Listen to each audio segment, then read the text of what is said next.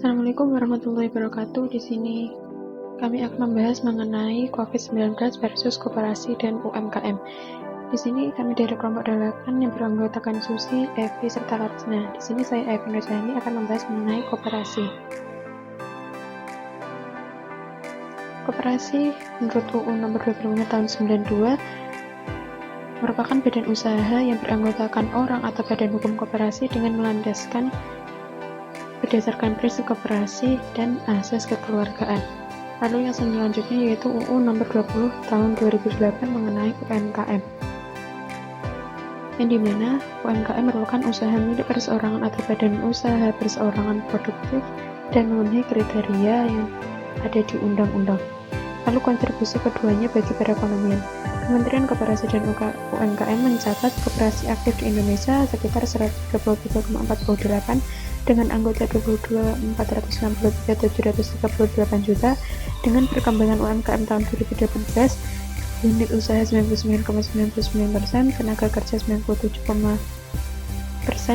PDB berlaku 61,7%, PDB konstan 57,24%, ekspor non-migas 14,37%, investasi berlaku 60,42%, investasi konstan 54,89%, rasio kewirausahaan 2018 3,47%, 2019 3,5-5%, dan 97,1% merupakan penyerapan tenaga kerja oleh koperasi dan UMKM.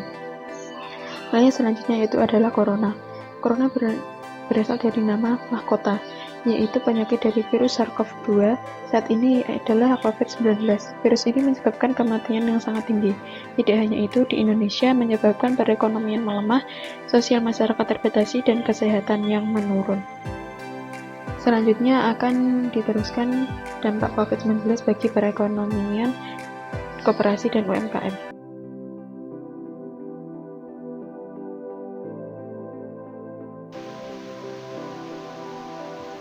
Oke teman-teman, masih bersama dengan kelompok 8 dan sekarang bersama saya Susi Retno Utami, NIM 070.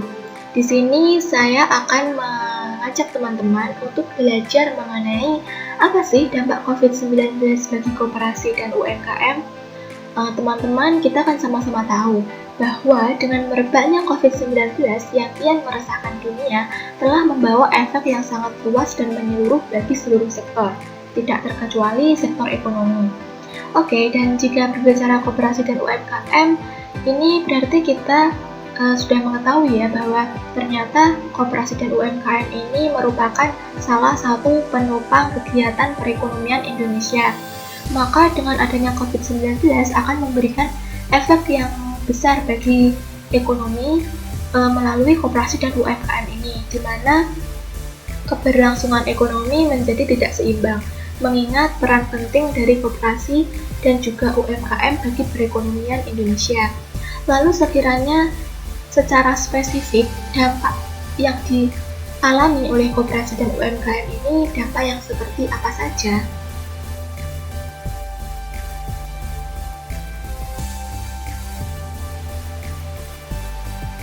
Nah, teman-teman, Kementerian Koperasi dan UKM atau Usaha Kecil Menengah ini telah mencatat bahwa pada akhir bulan Maret 2020 telah ada aduan dari 1.332 koperasi dan juga UMKM yang terkena dampak COVID-19. Dan perlu teman-teman ketahui bahwasanya dampak yang dialami oleh 1.000 lebih koperasi dan UMKM ini merupakan dampak-dampak yang cenderung merugikan kegiatan usaha yang dilakukan oleh koperasi dan UMKM. Di mana dampak yang pertama yaitu 917 koperasi dan UMKM mengalami penurunan tingkat penjualan, di mana ada beberapa wilayah di Indonesia yang koperasi dan UMKM yang ada itu mengalami penurunan penjualan, di antaranya di wilayah DKI Jakarta, Banten, Jawa Barat, Jawa Tengah, Jawa Timur, Daerah Istimewa Yogyakarta, Sumatera Utara, Sumatera Barat, Riau, Bengkulu, Bali, Kalimantan Barat, Kalimantan Timur, Sulawesi Utara, Sulawesi Tengah, Sulawesi Selatan, Sumatera Selatan, dan Kalimantan Selatan. Kemudian, dampak merugikan kedua yaitu 67 koperasi dan UMKM mengalami kesulitan untuk memperoleh bahan baku, di mana 67 koperasi dan UMKM ini tersebar di wilayah Banten, DKI Jakarta, Daerah Istimewa Yogyakarta, Kalimantan Barat, Kalimantan Timur, Jawa Barat, Jawa Timur, dan juga Jawa Tengah. Kemudian kita beralih ke dampak yang ketiga, yaitu 119 koperasi dan UMKM ini mengalami kendala dalam proses distribusi. Proses distribusi ini bisa distribusi barang atau yang merupakan untuk bahan baku ataupun untuk kegiatan penjualan lainnya, di mana 119 koperasi dan UMKM ini tersebar di wilayah Daerah Istimewa Yogyakarta, Jawa Timur, Kalimantan Barat, Riau, Banten, Jawa Barat, Jawa Tengah, DKI Jakarta, dan Sulawesi Utara. Kemudian untuk dampak yang keempat yaitu 179 koperasi dan UMKM ini mengalami hambatan dalam permodalan, di mana 179 koperasi dan UMKM ini tersebar di wilayah Banten, DKI Jakarta, Bali, Kepulauan Riau, Jawa Tengah, Jawa Timur, Jambi, Kalimantan Selatan, Kalimantan Barat, Jawa Barat, Kalimantan Utara, Kalimantan Timur, dan Daerah Istimewa Yogyakarta. Kemudian, dampak merugikan yang terakhir yaitu 50 koperasi dan UMKM aktivitas produksinya menjadi terbengkalai dan mengalami penurunan, di mana tingkat produksi ini menurun dialami oleh koperasi dan UMKM yang tersebar di wilayah Banten, Jawa Tengah, Daerah Istimewa Yogyakarta, Kepulauan Riau, Jawa Barat, Jawa Timur, Bengkulu, dan juga DKI Jakarta. Nah, teman-teman, dampak-dampak merugikan inilah yang kemudian pada akhirnya membuat ekonomi Indonesia itu menjadi tidak stabil, mengingat bahwa koperasi dan UMKM ini merupakan salah satu sektor yang menunjang keberhasilan perekonomian Indonesia.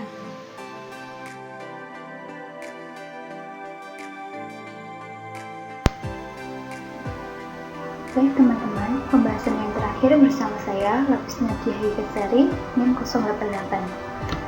Kali ini kita akan membahas kebijakan pemerintah dalam menangani dampak COVID-19 terhadap koperasi dan UMKM. Yang pertama adalah pemerintah menyiapkan stimulus yang berguna menjaga daya beli masyarakat terhadap produk UMKM. Stimulus ini dibagi menjadi dua.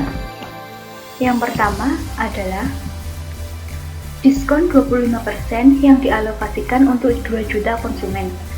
Stimulus yang kedua diberikan dalam bentuk bantuan tunai untuk sektor mikro. Bantuan tunai ini bisa dicontohkan dengan pemberian dana secara tunai untuk usaha mikro atau ultra mikro yang sudah terdampak COVID-19 agar tetap bertahan. Untuk kategori ini memperoleh dana bantuan sebesar 3 juta rupiah. Yang kedua, dana bantuan ini diberikan kepada individu pemilik sektor mikro dengan besar bantuan 2 juta rupiah, dan yang terakhir diberikan kepada usaha yang bekerja sama dengan BUMN atau Bulog diberi bantuan sebesar 4 juta rupiah. Kebijakan selanjutnya yaitu pemerintah mendukung dan mengefektifkan social distancing. Dengan program tersebut, maka secara otomatis pemerintah menggerakkan gerakan belanja di warung tetangga. Dan agar program ini berjalan lancar dan tetap mengutamakan social distancing, pemerintah berkoordinasi dengan BUMN pangan yang siap menjadi off-taker untuk mendistribusikan produk pangan ke warung-warung tradisional. Dan selain itu, agar dapat menjumpai banyak calon konsumennya, serta kelancaran pendistribusian, pemerintah menggandeng beberapa e-commerce. Hal ini ditanggapi oleh CEO Tokopedia, William Tanuwijaya, dan CEO benihbaik.com, Andi Flores Doya.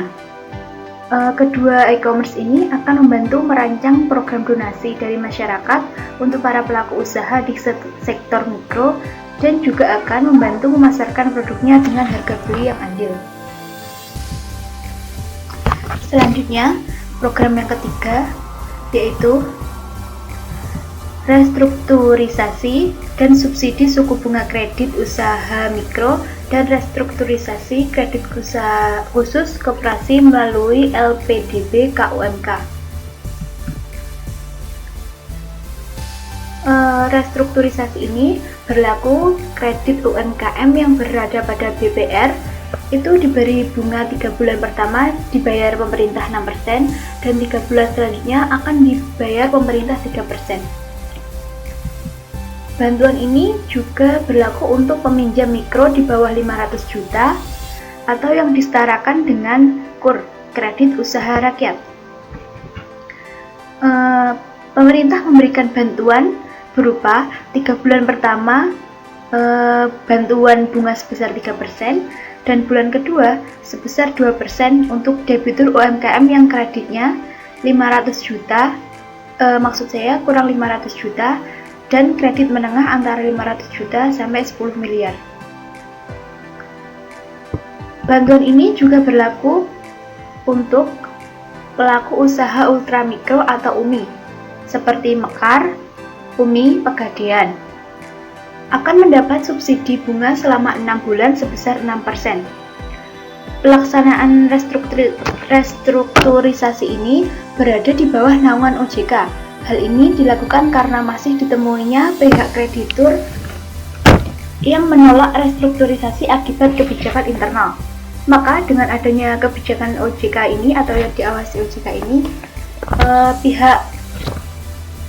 pihak kreditur ini tidak mampu sewenang-wenang untuk menolak adanya restrukturisasi. Selanjutnya adalah pemerintah mendorong penyediaan masker untuk semua, baik tenaga medis maupun masyarakat. Dengan kebijakan ini, membuat pemerintah mengajak UMKM di berbagai daerah untuk memproduksi masker, utamanya masker kain. Selain itu, Kementerian Koperasi dan UMKM juga mempertemukan koperasi dan UMKM untuk memproduksi off-taker masker, hand sanitizer, dan alat pelindung diri yang paling dibutuhkan masyarakat dan petugas medis saat ini. Dalam menyukseskan program ini, pemerintah sangat memperhatikan outputnya, yaitu pemerintah menggandeng PT Daruma Adira Pratama yang merupakan perusahaan alat kesehatan. Jadi, mengenai pengontrolan kualitas produk, apakah sesuai kesehatan atau belum, serta mencari marketnya itu dilakukan oleh PT Daruma Adira Pratama. Seperti yang telah diungkapkan Menteri Koperasi dan UMKM, Bapak Teten, sudah ada 60 produk yang terjual, salah satunya pembelian dari PT Kimia Farma yang merupakan perusahaan obat-obatan.